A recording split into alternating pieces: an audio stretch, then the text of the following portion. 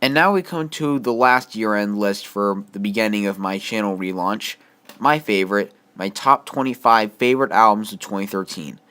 Like with my worst video, there are a couple things to keep in mind about this. Most importantly, if this video gets enough views, there will inevitably be comments whining about this album or that album not being on my list. A lot of other reviewers have this disclaimer, and I'm no different. These picks are all my personal opinion, not representative of the entire general consensus among music fans. Sure, there are a few here and there that top many a site's year-end list, but that's just because I happen to agree with that. If you're curious about my thoughts on any album you didn't see here, just ask and let me know in the comments. Not only that, but my entire album ranking for 2013, all 65 albums, is linked in the description, and I reviewed all of them over the year on my current Facebook page, That Non-Elitist Music Fan. So if you see an album in there you want to read my full review of, just mention it in the comments and I'll link you to it. Another thing worth mentioning is that despite me listing 25 albums here, I loved even more albums this year than that. I scored my reviews up to 100 and every album here got at least an 84. So just remember that an album being lower in this particular list doesn't mean I don't absolutely love it. In most cases, the thing that puts an album in the low 20s instead of the mid-teens can be an incredibly tiny nitpick. And now, some quick honorable mentions. First off, Bring Me the Horizon's Sempiternal was easily the biggest pleasant surprise of the year for me. What started out as a lame, generic deathcore band turned into a highly talented melodic metalcore one. Also, Kacey Musgraves' Same Trailer Different Park was a close second in the exceeding my expectations department. I've never been much of a country fan. This is actually the second full album in the genre I've ever heard. But I noticed the rave reviews and figured I'd give it a try, and it took just that to really change my opinion about modern country music. To anyone who thinks all country now is douchey bros who all have the same voice and talk about girls and trucks, this is an album I highly recommend. Next is the Marshall Mathers LP2, which I consider Eminem's best work in a decade, coming from someone who didn't even hate his past few albums as harshly as most people. He really got his personality and variety back, and it works in a big way.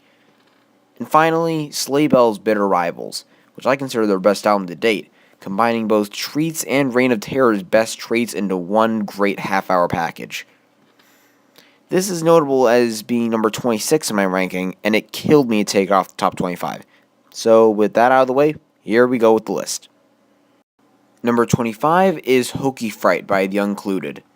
This is the epitome of a collaboration that works better than it really has any right to, which pairs acclaimed rapper and hip-hop producer Aesop Rock with indie folk singer-songwriter Kimya Dawson. And most of the songs just feature acoustic guitar, light percussion, and a production trick or two. And yet, it all flows together surprisingly well, creating a nice contrast between Aesop's gruff voice and deep, dense lyrical arrangements and Kimya's more simplistic, almost nursery rhyme-like vocal approach, while still feeling like one cohesive project. Now, granted, this is my full-length introduction to both artists, so I'm not biased by either solo work, but I still think even the biggest fan of one of them can find a lot to get out of this if they keep their mind open. Number 24 is Delta Machine by Depeche Mode. I'm going to be saying this a lot throughout the list, but this is my full-length introduction to this highly acclaimed act, despite knowing their biggest hits.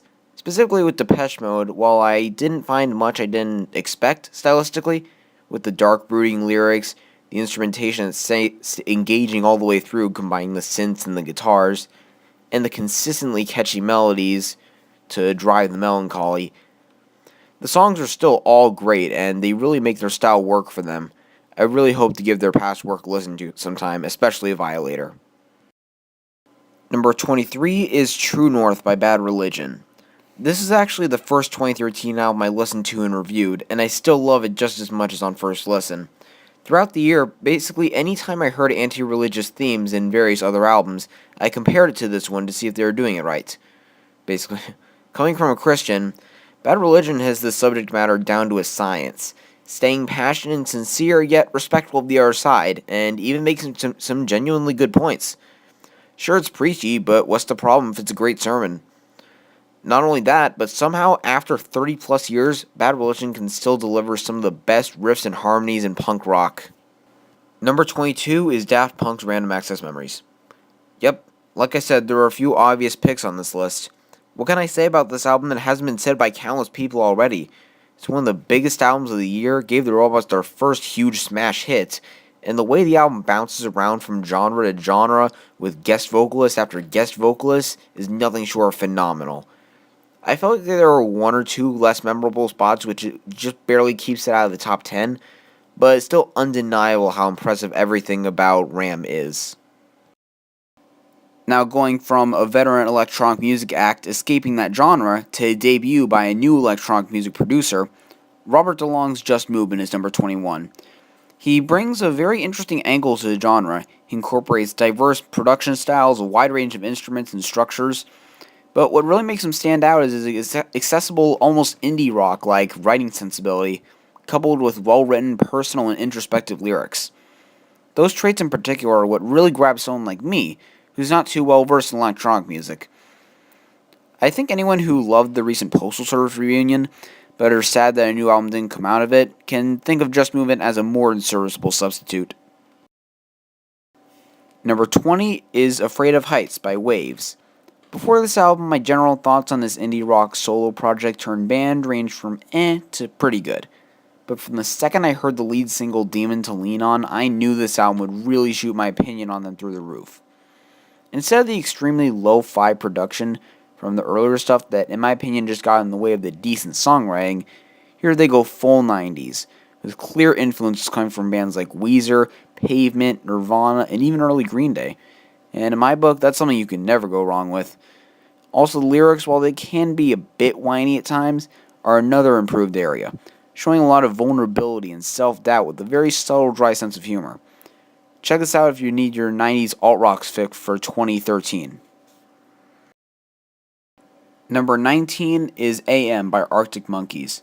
To me, this is the most cohesive, catchy, and wonderfully simple this band's been since their modern classic of a debut. But at the same time, it couldn't be more different in terms of mood. They create this dark, slinking atmosphere throughout that should get monotonous on paper, but manages to stay completely engaging all the way through, just through the strength of the songwriting. Not to mention that it seems like Alex Turner is really embracing his coolness this time around, which really does the album favors. Number 18 is Paul McCartney's New. You know what I said about Eric Clapton in my Worst Albums 2013 video? Well, Paul is the exact opposite. Instead of being lazily stuck in the past, he continues to push forward, combining his strong suit and perfectly crafted pop songs with some fantastic experimenting with some more modern influences like electropop and indie rock. As a songwriter myself, the fact that this man has been doing this for over half a century now, only to still be this creative and write songs with this much individual quality, is nothing short of mind-boggling to me. And at number 17 is Orthodox by Beware of Darkness. It's funny in more ways than one, going from a veteran like Paul McCartney to the debut by a band named after a George Harrison song, but this rock trio really knocks it out of the park here. They go from raw Zeppelin-like riff rock to melancholy alt-rock to hyper-tempo political rants and more, all without losing that sheer personality, catchiness, and charisma that I really think will make them bigger in the future. They're a name to look out for. Number 16 is In a Tidal Wave of Mystery by Capital Cities. I ended up not making a video of my top 10 pop hits of the year like I said I would earlier, but one that I really wanted to talk about that was pretty ignored despite making it to the top 10 was this duo's lead single Safe and Sound. It basically has everything that makes for a perfect pop song: infectious hooks left and right, lyrics that are simple but have a good message, and a trumpet, because why not? That basically describes most of this debut album. It's one of those where my top 5 shifted around a lot before the review is posted, just because they were all lodged in my head by third listen, which for songs like these isn't exactly a bad thing. And a lot of the same compliments can be given to number 15, Youngblood Hawke's Wake Up. If Capital Cities showed the best in the sophisticated and quirky mastery side of pop music, then Youngblood Hawke is more the fun, energetic, and youthful side. It's a shame We Come Running didn't reach the same level of success that Safe and Sound did, but it still dominated alt radio for about a year before the album's release, which says a lot for sure. I feel like if more acts like Youngblood, Hawke, and Capital Cities had presence on the charts, then the pop music landscape can finally finish its return to partial quality that it's been pushing towards since around 2011. Number 14 is The Frights by The Frights. This is the last album I reviewed for 2013, as well as the least known, which sucks because I feel like a lot of people could really get into this band's fun, upbeat mix of punk rock, power pop, and surf rock if they get the right exposure. Plus, it feels nice to help out a local act. Number 13 is Right Thoughts, Right Words, Right Action by Franz Ferdinand. Man, talk about pure ear candy. Nearly a decade after the mainstream breakthrough, this Scottish pop rock band is still churning out one tight, infectious nugget after another that you just can't help but find likable. It does get a tad more experimental in the latter half, but it really works for them the way they do it here. Number 12 is Kings of Leon's Mechanical Bull. This album is basically the sound of redemption. I'm not normally the guy that wants a band to go back to their roots instead of trying something different, but Kings of Leon's return to the sound of Aha Shake Heartbreak and Because of the Times is just a victory on all fronts. It takes both the raw southern garage rock grooves and sincerity of the first three albums and the arena rock bombast and maturity of Only by the Night and Come Around Sundown and makes what's, in my opinion, their best album to date. Number 11 is Bosnian Rainbows. I'll come out and say now that I'm not too well versed with At the Drive-In, the Mars Volta, or Les Butcherettes, the other bands the members of this one used to be in. So naturally I wasn't expecting to be blown away by this, and just got it at the library as an impulse buy because it was available and I'd heard a little bit about it. But I ended up loving every bit of this. Maybe that's something to do with this apparently being poppier than what any of those other bands have put out. I don't know. But I just love how they use these atmospheric guitar parts and production sounds, as well as vocals that go back and forth between ethereal and eccentric, to make a dozen tracks of indie rock that's engaging, moody, and in some instances pretty catchy. I know some fans of those past bands are brushing this off for having a prettier or more accessible sound, but it takes more than one great album to pry one of these people's heads from that deep inside their own butts. Now we're getting into the top 10, the really fantastic stuff. And number 10 is Red Gold Green's Red Gold Green. To me, this band is not only reviving rap rock, but reinventing and potentially revitalizing it. Most of this top 10 is by artists with a really unique sound, and this is a great example of that. The way they mix the on-point rap verses and catchy indie rock guitar leads so seamlessly without dulling down either side of the equation is very impressive. And it's not the lame gimmick you might think it'd be at first, since you can tell how much thought was put into every track. Not to mention that Pharrell Williams co-wrote and produced one song here, and Dave Grohl played drums on 80% of the album. Those kinds of endorsements won't grab you, I don't know what will. Number 9 is Come Down Machine by The Strokes. From the initial release, I was pretty confused as to why this album didn't get more praise. It seems like me and another review channel I like, Velocities in Music, were the only ones who really got this album. No, it's not Is This It 2 or Another Room on Fire, but like every album of theirs to come after those, it's not supposed to be. This is an album full of subtlety, mood, and diversity, but at the same time songs like Welcome to Japan and 50/50 sound like the most fun the band's had in years. And I honestly don't understand people calling it boring, since I find every track very memorable for its own reasons.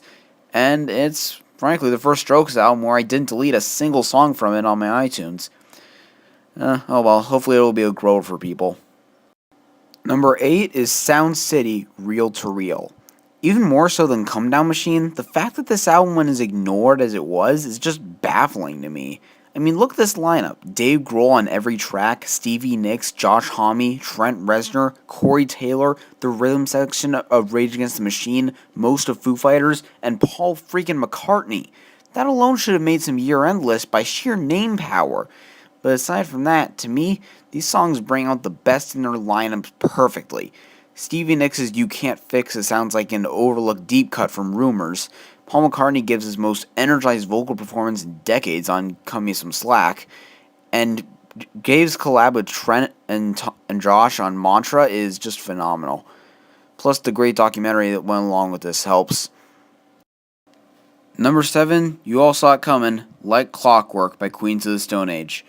Like with Daft Punk, what more is there to say about this? Everyone was hyped, everyone put it on their lists, and no one was disappointed, at least from what I saw. I'll confess this is the first Queens album I've heard in full, but that just shows how fantastic this comeback album is on its own merits. And number 6 is Cage the Elephant's Melophobia. While I did like or even love this band's first 2 albums when they were basically trying to be the 21st Century Pixies, this was the one that really clicked with me. And while Cage haven't quite lost their craziness, case in point Teeth, they've definitely matured as a band and as songwriters, shown by some more vulnerable, introspective lyrics and occasionally softer instrumentation. Heck, this album even turned Fantano into a fan, and we all know what he thought of them before. And at number 5 is Michael Cronin's MC2. Like I said in my review, this is the album I want to make in my own musical endeavors. 10 extremely well-written and catchy rock songs by a multi-instrumentalist with a great ear for structure, production, and dynamics, and uses a decently wide range of instrumentation. They're fairly simple as core songs, but never in a way that feels lazy. Michael just knows how much of everything goes into each song, plus the lyrical themes of personal change in life and self-analysis really hit with me. I know this guy isn't known for much outside some collabs with Ty Segall, so if you like what you hear from this, try getting some more exposure. And number 4 is Paramore by Paramore. While I wouldn't say this album is criminally ignored like The Strokes or Sound Cities, I still feel like it doesn't get as much credit as it deserves. Yes, Still Into You is a poppy rock song, but so's That's What You Get or Misery Business are the only exception. And you don't see too many people complaining about those, at least within Paramore's fanbase. And yes, they lost a couple founding members, but you know what? If albums like this are the result of that, then I can't say I consider that a very bad thing, honestly. On their self-titled album, Paramore takes the listener through a sprawling 17-track experiment that delves into genres ranging from garage rock to power pop to gospel to post-rock to ukulele folk and a few more, while to me staying engaging all the way through on a track-by-track basis. Now, going from an album that goes everywhere all at once to one that's concise and knows exactly what it wants to be, it's Lorde's Pure Heroin at number 3. The fact that this New Zealand singer-songwriter has gotten as much success as she has is just fantastic. She's basically this year's Gautier. Sure, there might not be another big hit to follow the breakthrough one, but who cares since we still got another awesome album in the process. The minimal production throughout really complements her great voice and often vividly bleak subject matter. And no, the fact that I'm a 17-year-old aspiring musician isn't making me biased, though it is making it easier for me to relate to what she's talking about a lot of the time. Speaking of, I've been going through a bit of lyrical writer's block lately, partially because I want to come up with something in a similar style as Pure Heroin, and believe me, it's tougher than you might think. Number 2, another recurring list favorite, Vampire Weekend's Modern Vampires of the City. Kinda like with Cage the Elephant, I like this band's debut and I loved their sophomore Contra, but this is the album that really made me a big fan of them. They're not just 4 college kids making these weird, quirky pop songs anymore. The instrumentation is rich and flavorful and packed full of hooks everywhere you look. Only on a few albums can you have something as pretty and verbose as Step be followed by something as wonderfully goofy and carefree as Diane Young, and make both songs not only fantastic on their own, but flow into each other pretty well, surprisingly. Another big improvement is in the lyrics, where things have definitely taken a turn for the personal and political. You've got depressing character portraits, bittersweet love songs, and even some religion bashing, all of which are equally well written. And fortunately, like with Bad Religion, Ezra Koenig pulls off that balance in the latter perfectly, making some good points and feeling sincere without trying to be all offensive and edgy. If you were turned off by this band before because of how goofy they were with their incorporation of Afrobeat sounds, this pretty much gets rid of that entirely, and I think this will convert some people to fans that were a bit iffy on them before. For over half of the year, I was pretty sure this would be my album of the year. Then in November, I came across one that blew even that one out of the water for me. My number 1 album of the year is 21 Pilots' Vessel. This is not only my favorite album of the year, but I now consider it one of my top 10 of all time. It came out in January, and I almost didn't get around to it, but when I heard that Robert DeLong was playing in San Diego soon, opening for 21 Pilots, I figured I'd casually get this off iTunes, see if it's any good. But by halfway through the first listen, I knew this was something special. I love the way they use these upbeat, catchy, and diverse indie pop songs to convey these dark, depressive, and deeply personal themes that hit hard on each and every track. Something about that contrast is just really appealing to me. Also, the inclusion of rap with this band is very inventively done, and it's done in a way that works so much better than how that might sound on paper. About a week after I heard this, I bought that ticket to see them, and their set was easily one of my favorites of the year. In fact, I even managed to get a quick interview with the singer, songwriter, and multi-instrumentalist Tyler Joseph, which I'll link in the description. Everything about this album just works so perfectly. Every song is insanely infectious, no matter the tempo or instrumentation, whether it's pianos or synths or ukuleles or whatever. But again, what really brings it home for me is the lyrics. You can tell that every single emotion is raw and authentic, tackling subjects like depression, introversion, low self-esteem, and even suicidal thoughts with just the right amount of tact and vivid imagery to make every line matter. Personally, I'm not going through these issues myself, but the fact that I still have this many feels while listening to this is just testament to how well written it all is. So yeah, I love this album quite a bit, and highly, highly recommend you all pick it up. It's kind of funny to me that as much rock as I put on this list, the top one features no guitars whatsoever. I'd love to hear your guys' thoughts on this list, any of the albums on it, or just your own top 25 or 10 or whatever. Just order it, because I think it's more fun that way. Also, I'm very open to opposing opinions, as long as they're reasonable or at least make sense. And again, if you want to read me talking more in depth about any of these albums, just let me know and I'll link you the review. It's been fun doing these year-end lists, but now it's time to finally launch Spin It reviews and, more importantly, start reviewing some 2014 albums. See you guys then.